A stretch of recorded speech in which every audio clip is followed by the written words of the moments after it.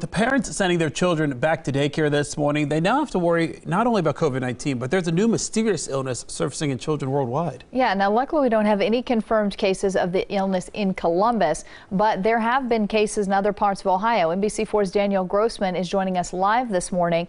Danielle, should parents be concerned about this new illness? Good morning, Matt and Monica. Yeah, so obviously as a parent, you should be aware of anything that might affect your child, especially since our kids are heading back to daycare today and socializing with other children. But multi-system inflammatory syndrome, or MISC, I have to note, it is rare. We're kind of in the situation that we don't really have a choice either, honestly.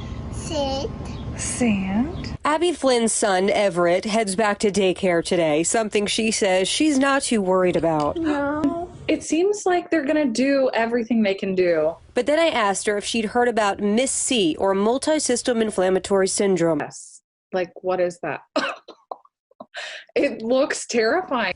It's been about 2 weeks since the CDC confirmed a link between coronavirus and this new potentially deadly syndrome in children. You don't really know actually what this syndrome is. Dr. Gleese Erdman's an infectious disease specialist at Nationwide Children's Hospital, and she says even though this illness is so new, what we do know is promising. Scary as it is, the vast majority of the children did very well. MISC shows up in children about 4 weeks after exposure to COVID-19, many of them never showing symptoms of the virus itself. It can affect any of the organ systems. Symptoms include fever, abdominal pain, vomiting, diarrhea, neck pain, rash, bloodshot eyes, and feeling tired.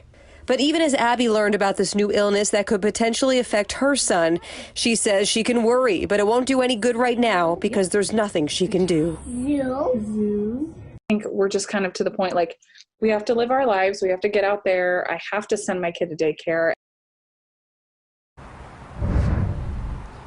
Now, because there's so much unknown surrounding this syndrome, it's important for our physicians to talk to one another. And a promising news is right here at Nationwide Children's Hospital and across the globe. There's a team of infectious disease specialists and critical care doctors that are doing trials and trying to find the best course of treatment for anyone who may have it. Matt and Monica. Yeah, I mean, it's tough because those symptoms are things that little kids get all the time anyway. You know, it's just one more thing to worry about. Is there a chance that we could see more cases kind of emerge over the next few weeks or months? I mean, is this something that we may see an outbreak of? Monica, Dr. Lee said that's not likely, and that's because of the fast action of our state. The state of Ohio mitigating these cases of coronavirus says that the governor has done a great job, and that's to say it is possible, but it's not likely. And if a child does come down with this syndrome, they said that most likely they will improve within 5 days' time. And if you do see any of these symptoms, like I noted in my story, make sure you see your pediatrician immediately. Guys.